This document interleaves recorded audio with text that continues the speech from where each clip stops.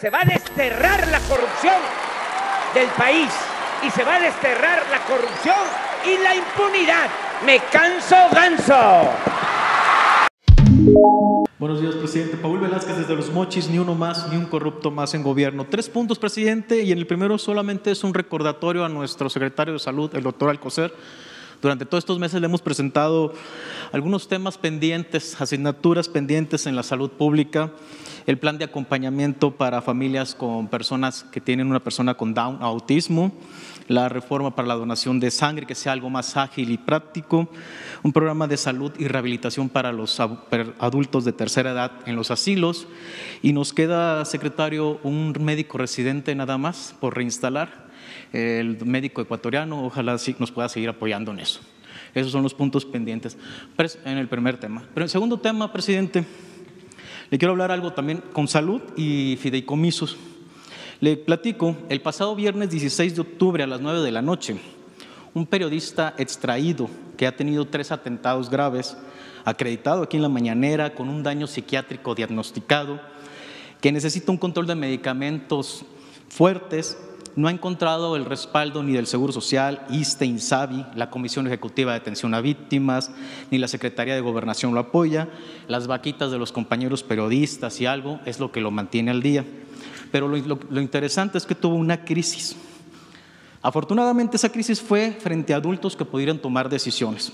Aquí agradecemos al Hospital Naval, quien su servicio de emergencia, a pesar de no derechohabientes, al capitán, al doctor médico Macedo, el jefe de la guardia, la psiquiatra Ilse Moreno, lograron la estabilización del paciente, análisis clínicos, medicación, dictamen y una asesoría profesional al más estilo del mejor hospital privado de México. Todo esto emana porque la Ley de Protección de Personas Defensoras de los Derechos Humanos, publicada en el Diario Oficial de la Federación el 25 de junio del 2012, cuando era presidente Felipe Calderón Hinojosa, crearon un fideicomiso que respalda el mecanismo de protección de los defensores de derechos humanos, que está a cargo de la Subsecretaría de los Derechos Humanos, de la Secretaría de Gobernación. Muchos han dicho que los fideicomisos están vinculados a corrupción. Existe RCU, una empresa de un general retirado del Ejército, que al parecer está muy ligada a García Luna y a Felipe Calderón. Recibió el contrato sin límite de tiempo para ser la única que opera el fideicomiso. Manipula el total del fideicomiso, dando un servicio pésimo, con presunto sobreprecio o robo. No dan información, pues no están sujetos a auditorías. RCU está vinculado a una banda de robo de autos. El pasado domingo 22 de marzo, en Reforma e Insurgentes, fueron por 7 patrullas y 14 elementos de la Ciudad de México fueron detenidos escoltas que están al servicio de RCU en un auto robado. El mecanismo lo sabía, pero le tienen miedo a esta empresa. Un ente del gobierno depende de lo que diga un particular. En el mecanismo existe una junta de gobierno donde existen muchos judas o corruptos.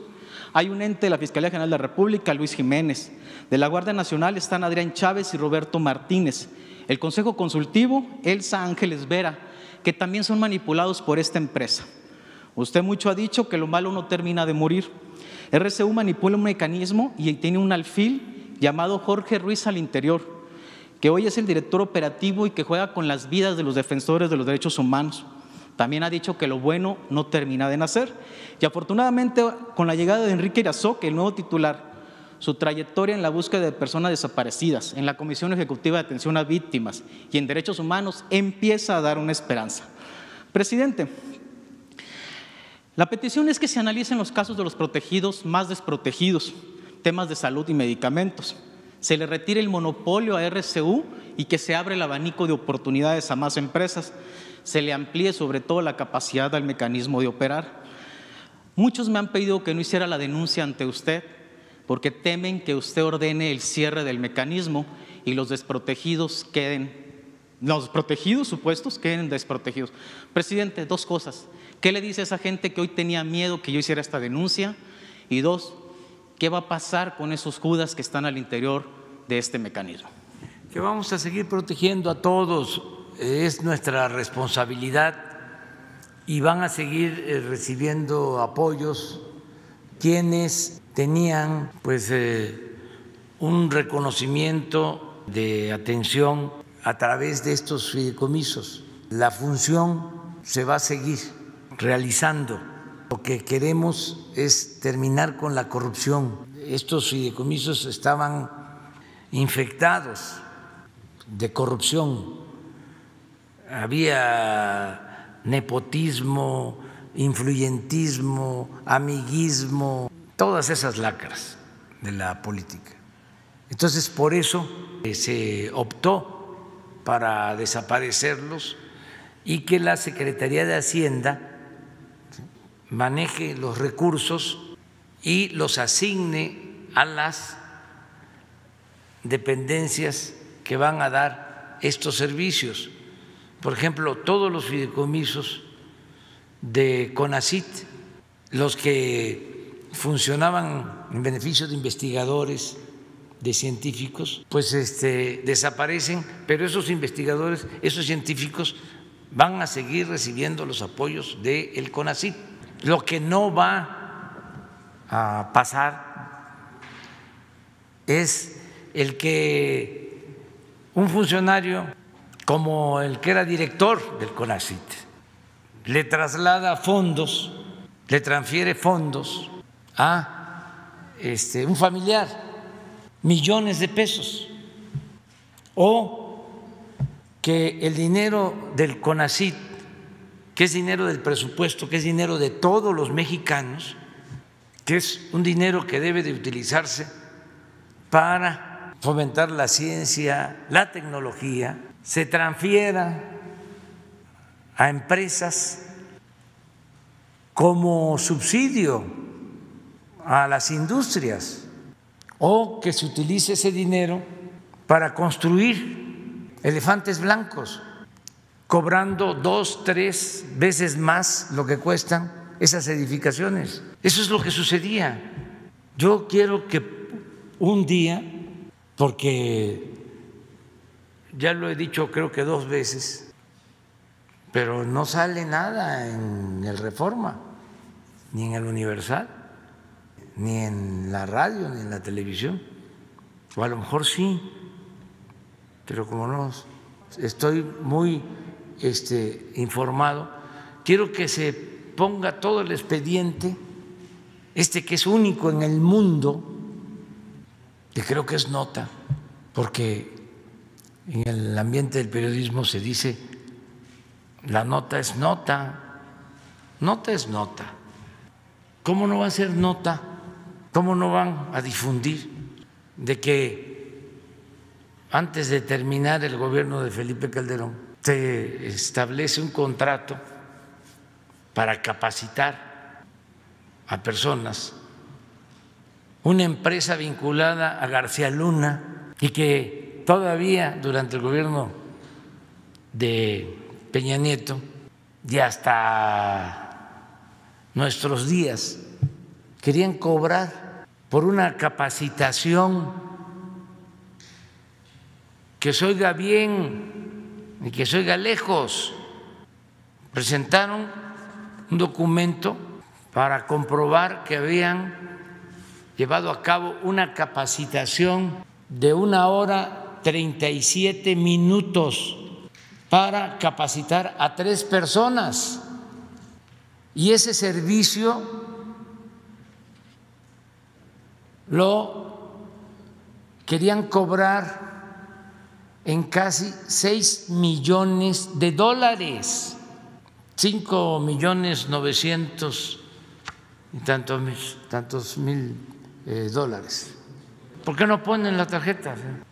Eso es lo que defienden los opositores y esto es lo que calla la prensa, que defendía al régimen de corrupción. A ver, pero ¿dónde está? Como apoyo de la factura que se adeuda por 5.954.400 dólares, 6 millones de dólares, de fecha 15 de octubre de 19, el proveedor anexa como soporte documental la capacitación proporcionada el 28 de noviembre de 2019 con duración de 1 hora y 37 minutos a 3 participantes que no laboran ni han laborado en la dependencia. Pero vamos a buscar todos los antecedentes. Entonces, esto es lo que los tiene molestos, pero no vamos nosotros a dejar de denunciar actos de corrupción. Y esto que estás planteando, pues se va a revisar.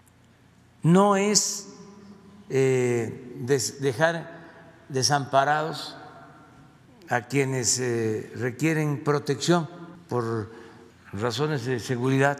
Gobernación tiene que garantizar que haya protección. Pues es lo mismo, ¿cómo no va a estar Aguilar Camín molesto y Krause? Imagínense que el gobierno les compraba cada mes toda su producción editorial. O sea, si editaban 10,000 revistas, el gobierno les compraba 9,000, pero no solo revistas, libros, cursos de capacitación. Entonces todo eso pues ya no se puede entregar como antes, porque el presupuesto es de todos, es del pueblo, es de los que viven allá en la Tarahumara, en la Lacandona, en la Mixteca, aquí en la Guerrero, también de los que viven en las lomas, es de todos, es de todos. Y la justicia es darle más al que tiene menos, porque no puede haber trato igual entre desiguales. ¿Cómo le vamos a estar entregando dinero del presupuesto a los que ya tienen y le vamos a dar la espalda a los que lo necesitan? Eso es robo, eso es corrupción, eso es pecado, es lo mismo que pasa, ¿no?, con los que están inconformes porque tienen que pagar impuestos, porque no pagaban, les condonaban los impuestos. Todo esto que estamos viendo, por ejemplo, ese cobro, seguramente está apoyado en una factura falsa. Había un facturero que está siendo investigado que al mismo tiempo tenía una empresa de subcontratación, un outsourcing.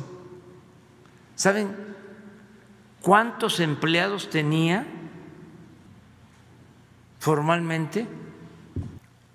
200,000 empleados para quitarle a las empresas la responsabilidad de pagarle lo justo a los trabajadores, para que no le cubrieran a los trabajadores sus prestaciones, para quitarlos de la nómina en noviembre, diciembre y no darles aguinaldo y volverlos a subir a la nómina en enero, en febrero. Pues eso se va a terminar. Esas reformas que hicieron tenían como fundamento el que de esa manera se ayudaba a la empresa para que no se dedicaran a hacer trámites administrativos y podían tener un contrato con una empresa que les administrara los pagos a los trabajadores, el pago al Seguro Social, el pago al Infonavit. ¿Qué sucedió? Abusaron de esas medidas y afectan al trabajador, afectan a la hacienda pública.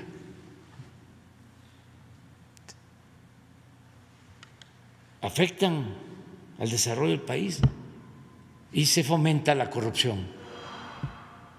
Voy a enviar una iniciativa de ley para que ese mecanismo desaparezca. O sea, va a ser otro tema polémico, lo adelanto, como los fideicomisos, pero tenemos que limpiar. No podemos ser cómplices de corrupción, encubridores. Si un ciudadano, pero más un servidor público, sabe que una empresa de estas factureras o de outsourcing está defraudando a la hacienda pública y no lo denuncia y no hace nada, pues es un encubridor. Yo no quiero pasar a la historia como encubridor, como tapadera, como cómplice de la corrupción.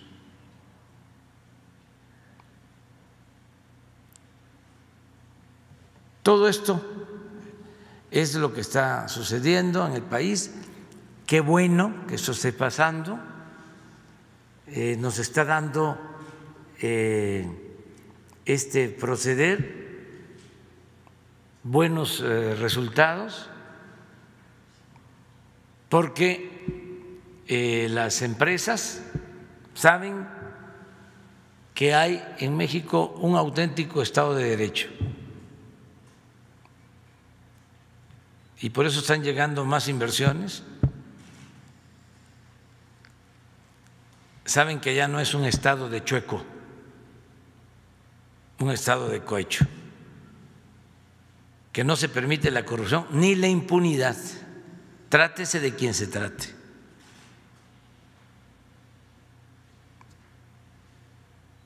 Por eso les dije a los expertos, tecnócratas, neoliberales, de que íbamos a caer por los efectos de la pandemia en la economía, pero que nos íbamos a recuperar pronto. Dijimos aquí, se pronosticó, va a ser una V, pues ya está recuperándose la economía en el país, afortunadamente. Ahí vamos, poco a poco. Presidente.